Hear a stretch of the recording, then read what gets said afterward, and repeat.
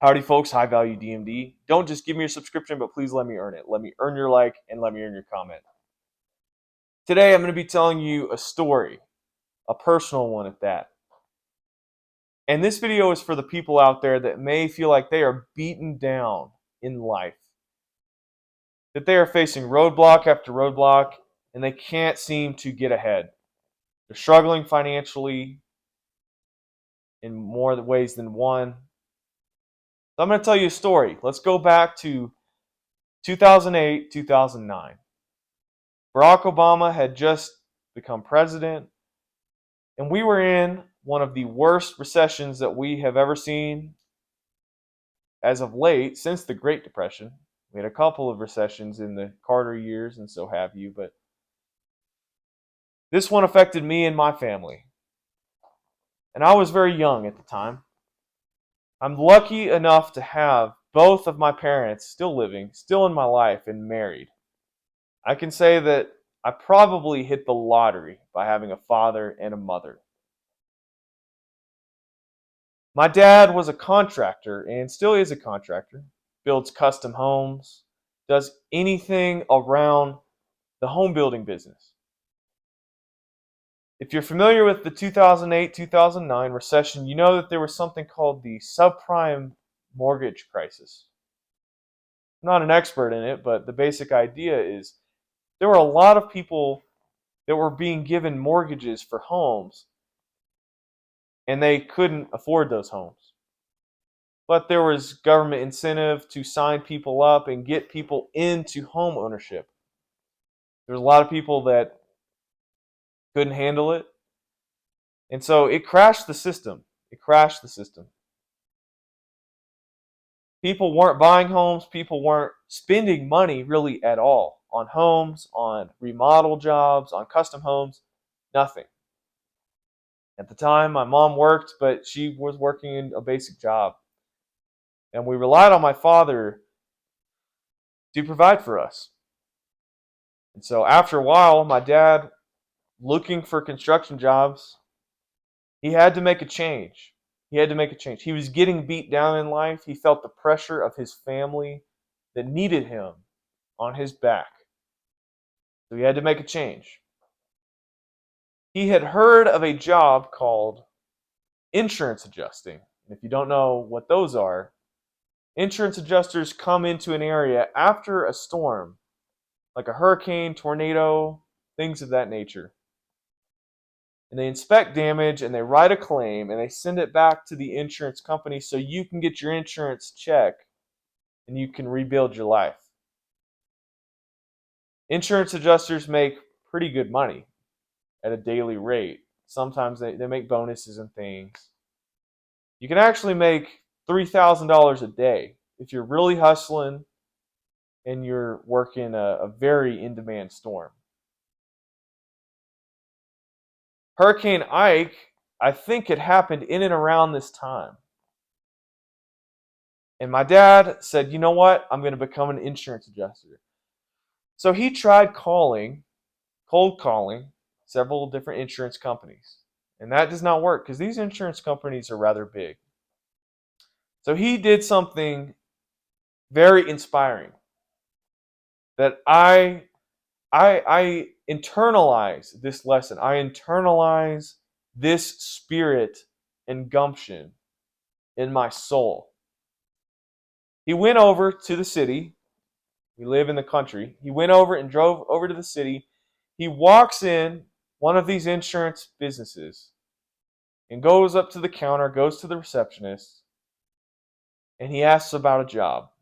And the receptionist, of course, wants to decrease traffic and not let people see their leadership too much, so the leadership can do their jobs. My dad looked straight at her and said, "You don't understand. I'm not leaving here until I have a job. I need to speak to a manager." I'm paraphrasing, I wasn't there, but that's what I understand happened. And so he did speak to a manager, and what do you know? He got the job. My dad understands houses. He understands roofs, okay? But what he didn't understand at the time is all the software that goes into it. He didn't understand, at least for a while, he didn't have a boss. He worked for himself. But I'll tell you, the true definition of a man is someone that will go in above and beyond for his family. My dad humbled himself, went into a place that he was not familiar with, and he got a job. One of his strengths is he's good at talking with people, he's humorous, he's a very personable person, and that carried him. He made it happen. So he went through the classes to be an adjuster. He learned all the software. He's not a technology guy at all. But you can better believe he learned that software. And he went on several storms for years. He went to New Jersey for Hurricane Sandy. That was one notable one that I remember. He went to Florida for a couple of hurricanes. And he was gone. He was gone for some Thanksgivings. He was gone for some holidays. And it was tough. It was tough with him being gone. I remember one time in particular, he was getting ready to go out on the road. And my sister had moved on. My siblings had moved out of the house, and it was just me and my mother. And I couldn't have been more than 12 or 13. This is how it is where I'm from. My dad walked up the stairs to my room, and he brought the 12 gauge into my room. And he handed it to me, and he said, "Son, you need to protect your mother. I want you to have this in your room. You keep it in your room, and you need to protect your mother." And my dad went out on the road to earn a living for us. I tell you this story because you cannot give up. You cannot lay down. You cannot let anyone or anything get in your way. And some people just have this easier. It's hard to explain. It's hard to explain the drive, the feeling, the gumption. Some people just simply have it. And they will not quit. My great grandfather had it. My grandfather has it. My dad has it. There's something there. There's some sort of fire that is lit that will not be extinguished. It's the human spirit. The never die attitude. My dad would not lay over and be depressed and blame everyone else. He took responsibility and he went and provided for us. And that lesson right there, as a young boy seeing that spoke to me. That inspired me. And that is part of the reason why today I'm a dentist and I am going to be an oral maxillofacial surgeon. Because of my father. Because the sacrifices I saw, the stress on his face, but the desire to provide for us. Some people have it easy. And I think of famous, very successful people that have an instinct. And I think of Tom Brady. I think of Kobe Bryant, Michael Jordan. You see something on their face. Muhammad Ali, Mike Tyson. There's some switch that is turned in them. They will stop at nothing until they succeed. And they plow through people that are in their way. My father would not stop. He would not stop. Someone would have had to kill him for him to stop. So many people today suffer with depression. They suffer with anxiety. And I'm not saying those things aren't real. I think I've actually had those things myself. But a man needs to act. A man cannot afford to allow those things to stop him, to prevent him from what needs to be done. And I think it changes even more when you've got a wife and a kid at home. I can't even imagine the level of energy that gives you. And at some point, I hope to understand that far better.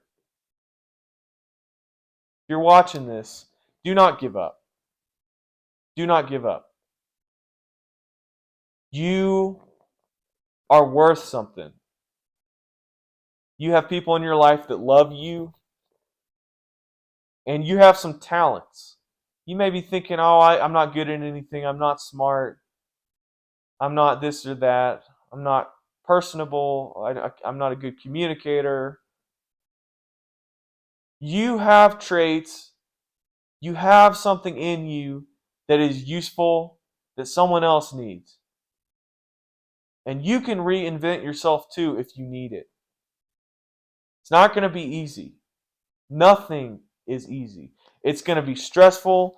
You're probably barely going to sleep. And you're going to be scared is what you're going to be. Not knowing where you're going to go, where you're going to end up. I've been there myself.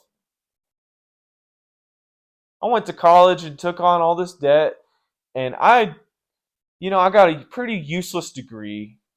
I didn't think I was going to achieve my goal, my dream at one point, because I did not get accepted to dental school. I was in a really scary place in my life. But there was no other plan. I knew what I was going to do, and I chased after it relentlessly. And that is the attitude you have to have.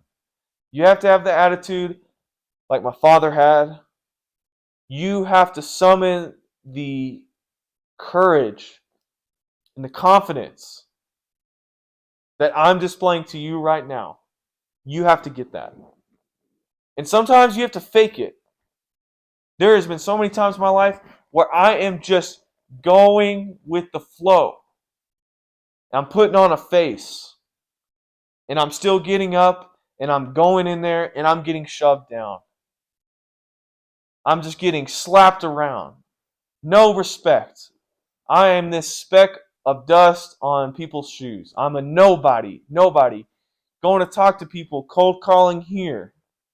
Okay, going to office to office, finding a job, trying to get experience, going to tour dental schools, knowing that I got rejected from their school, trying my best to make contacts. I was scared. I was scared. A lot of times I had no confidence inside me. Felt like I had a jello spine. But I continued to do it. I continued to dig deep. I continued to pay money to apply to dental school. And it happened. It happened. I hope that this video is of some help to you. I hope that this video is of some motivation to you. I hope I earned your subscription. I hope I earned your like. And I hope I earned your comment. Let me know what you think below. Are you going through something? Are you struggling with confidence? Are you waiting for your next breakthrough? Let me know what you think below. Until next time.